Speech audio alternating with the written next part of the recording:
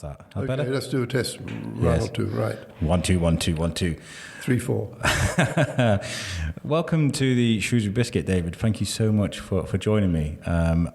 This is a great honour. I mean, I met you last year. I think it was at a planning meeting for the Darwin Festival last year. That's right. And we had quite a good chat, and things absolutely exploded for us at the Shrewsbury Biscuit. And I've never been able to nail you down for an interview. I mean, so this is great. So thank you for joining me. I mentioned we spoke to Marion from Friends from the Flax Mill yesterday, and Yes.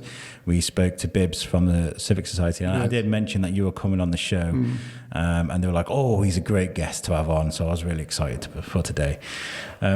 Let's chat about you, though, David. Are you a Shrewsbury guy through and through? Were you born here, or are you from Shrewsbury? No, I'm a recent immigrant. I've only been here for 20 years. Yeah? Where do you originate from then? I come from London. Oh, okay.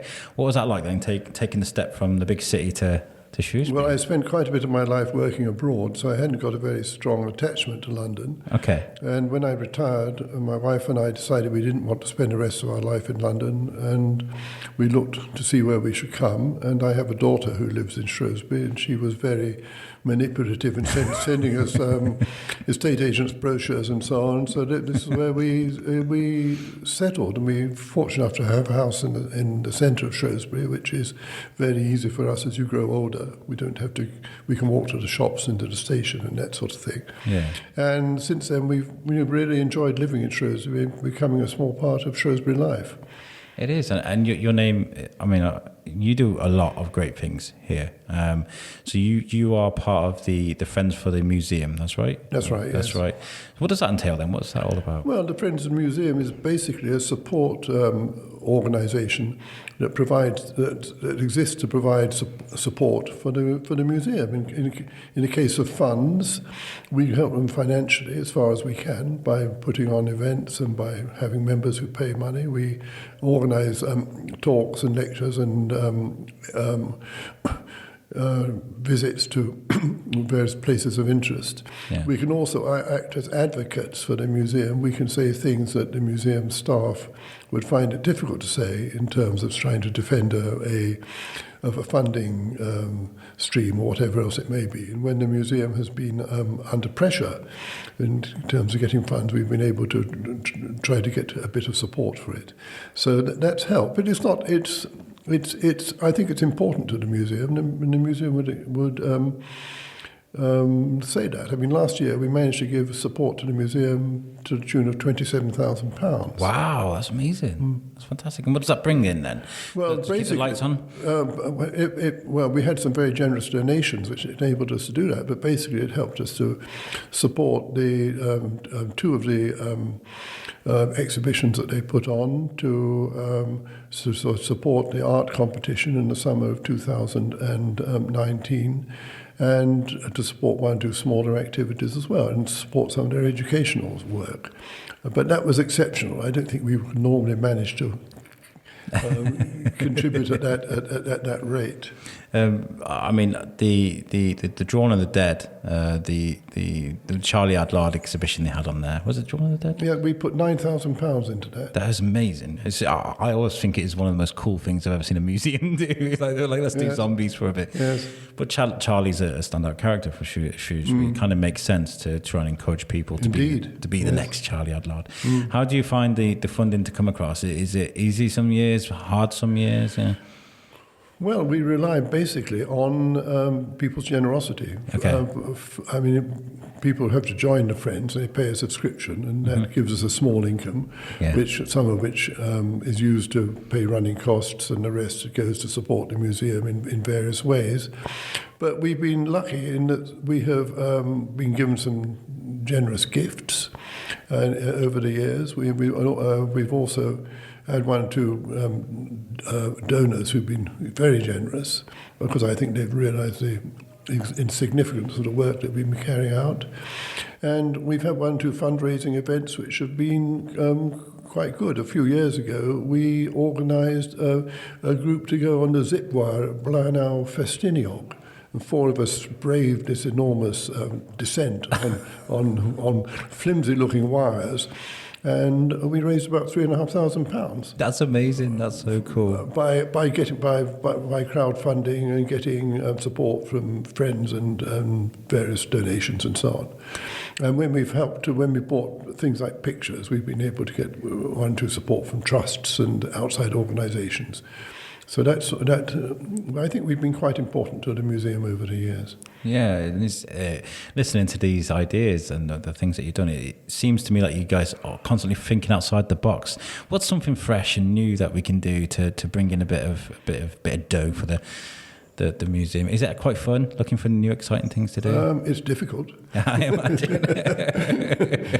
Whether it's fun or not, I don't know. But various people come up with ideas. Yeah, it's not all us, it's not all me. But we are we're quite receptive to people having new ideas and trying to help them. That's important. And the Darwin Lecture, which we're going to talk about in a minute, which is something we've been involved with significantly for the last 10 years or so, is actually quite a good fundraiser for us as well as giving people a very good and interesting afternoon on a wet February Sunday afternoon. Well, your Darwin exhibition for the Darwin Festival is one of the standout events of the festival. I mean, it does really well, doesn't it? It does exceedingly well. Well, we've been very fortunate in the last few years. We've had full houses at the Waterhouse Theatre. So we've had up to 250 people turning up for a lecture, and the same is true this year. I think it's virtually sold out already, and there's another 3 weeks to go. That's fantastic. So tell people sort of what happens at these lectures. Who do you get to come and speak on behalf of you guys? We invite external lecturers from a range of sources, quite often from universities and departments of science education or whatever it is, people who've got a particular interest in Darwin and Darwin's achievements and Darwin's life. And we have tried to arrange a series of lectures which talk in one way about Darwin's achievements within, in his actual work, in terms of his work on evolution, in his work in a whole range of subjects that he was involved with over the sort of 40, 50 years of his active life.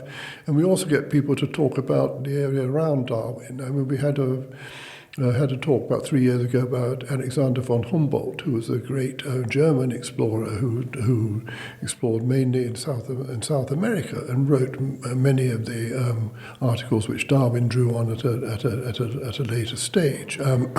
We've had talks about predecessors to Darwin. We've had talks about Darwin and Wallace, because as you know, Darwin and Alfred Russel Wallace both came up with the theory of evolution at around about the same time. Yeah. And the story about their work together and their contribution. Yeah. It's not really controversial, but Darwin got a lot of the credit, but Wallace came up with the same ideas in much the same time over a much shorter period of observation.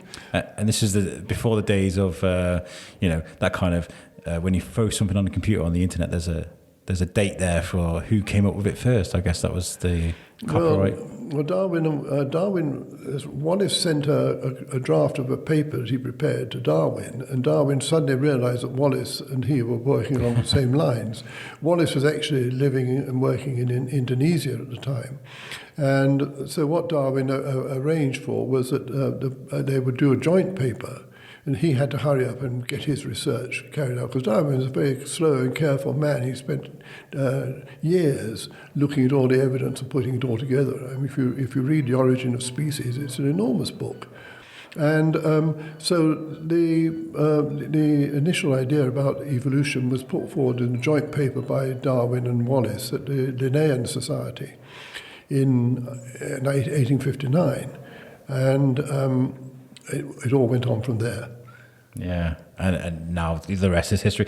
So, what have you learned over the years of doing these lectures? Because I mean, it's the same sort of subject, but kind of, like you said, different parts of that subject kind of, Well, I've tried to find people who can present a slightly different point of view each year, because you have people talking about the same thing over and over again, and people get a bit sort of tired of that. Yeah. And there's so much Darwin's thought influenced people in so many different ways of life. So there's an awful lot that has already been talked about. There are a number of other lecture ideas that will come up, I'm sure, in future years. Well, your ticket sales are testament to kind of how interesting you guys keep it. So. Well, we ask our lecturers to talk to a general audience. There are people there who know an awful lot about Darwin. There are an awful lot of people who won't necessarily know very much. So you can't be too technical, but you can't be too general. You have to sort of strike a balance in the way in which you present a lecture, so it's presentable to a general audience, but at the same time it's a serious talk, and that seems to have worked. Yeah. Yeah, it's good.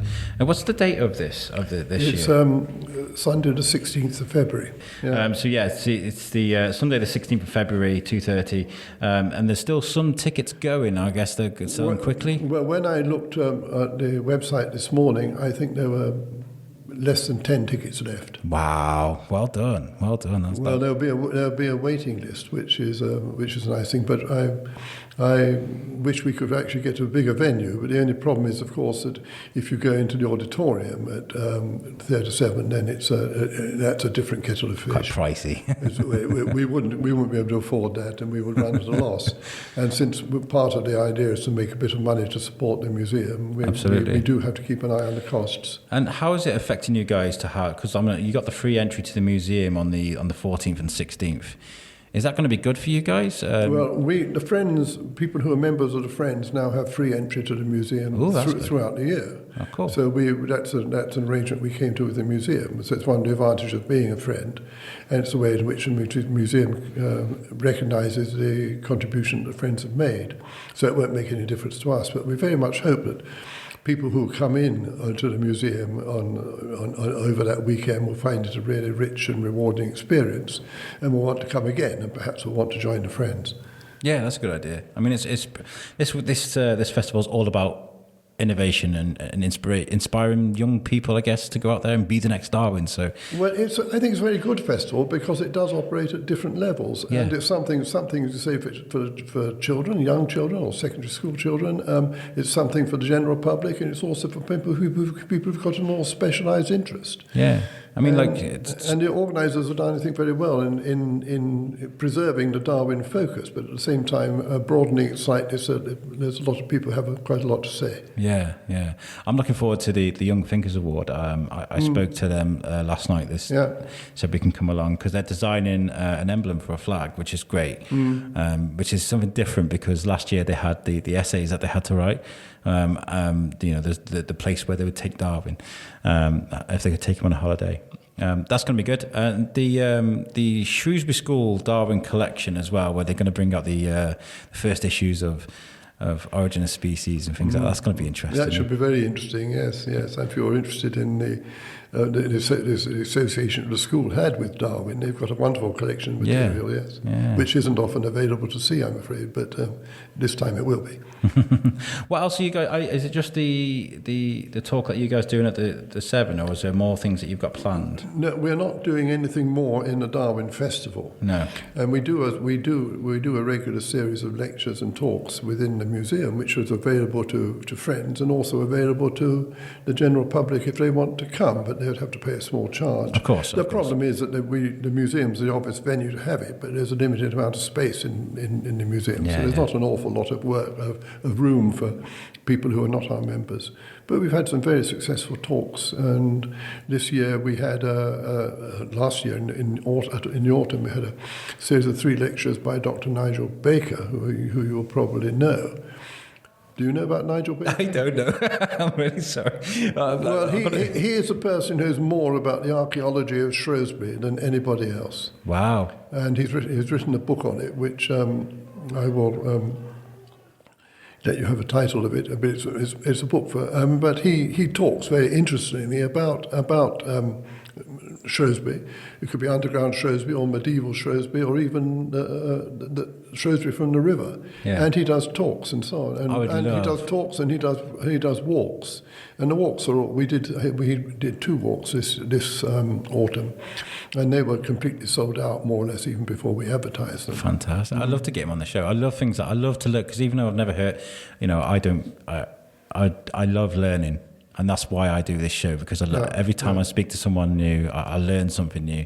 And Shrewsbury's are full of surprises as well. I mean, like the hole they just dug up with the basement up on St. John's Hill. Yeah. Things like that people they weren't aware of, but now they are. It's there. And I bet Shrewsbury's coming up with new finds all the time. Well, yeah. Well, Nigel Baker did a dig on the lawn out front outside the castle last summer. Yes. You know about that. I remember, because I was at the Camera Beer Festival. I was covering that, and one of the archaeologists came in, and I tried to get an interview with him, but I'd had a few drinks of beer, and I remember just shouting down the microphone. Oh, well, they did a big splash in the Chronicle about it. Yes. Or possibly the Shropshire Star. It was all over the place. But to get him to talk about that would be actually quite interesting. I think he's trying to get some funding to do a follow-up excavation as well. So what was his name again? Sorry, Dr. Nigel Baker. Nigel Baker. Nice. I'm going to get in touch, because I think he'd be great to have on the biscuit, because we like doing that. I mean, yesterday the couple of talks we did with Marion and Bibbs, yes. It's fascinating. I love history. We had a reenactment group that do the Battle of Shrewsbury get in touch with us, and they were like, "Would you like?" And I was like, "Yes," because I feel like it's one of those sort of podcasts you can pick up when you want to just learn a little bit, casually. There are a lot of people around who can tell you quite a lot about Shrewsbury, and there's a lot of written material as well, which you can look at if you want to go down that line.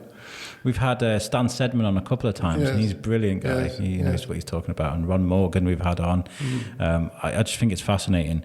What do you think the goal for the Darwin Festival is? That what are we trying to achieve with this?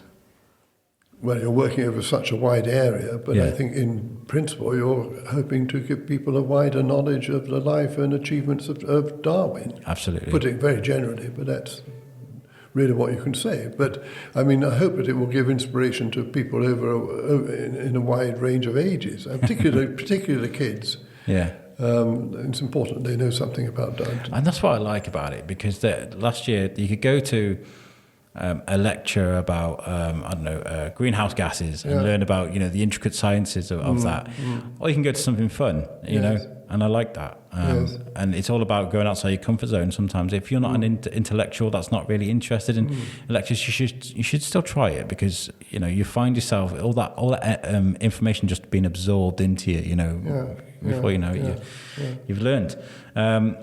So let's talk a bit about the Friends of the Museum now, about what you've got. Have you guys got some things coming up this year that you might want to talk about? No, we run a series of programs. Our season finishes around about Easter. We're at the moment we've got the curator of the Coalport Museum in Ironbridge, Kate Cadman, talking about ceramics in the Ironbridge Museum in Ironbridge Valley, and she's actually going to do a physical demonstration of some of the techniques involved in making the ceramics next Wednesday. But I think that lecture is already pretty fully booked, which isn't surprising. She's a very good talker.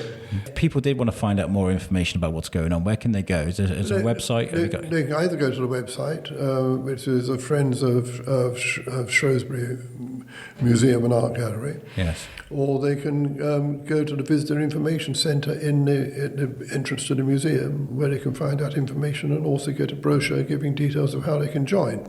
Yeah, I love the museum. I think it's one of the nicest buildings, because you've got so much warmth. That little shop where you said, they're very nice people. Really nice people. Yeah. I went in with a poster.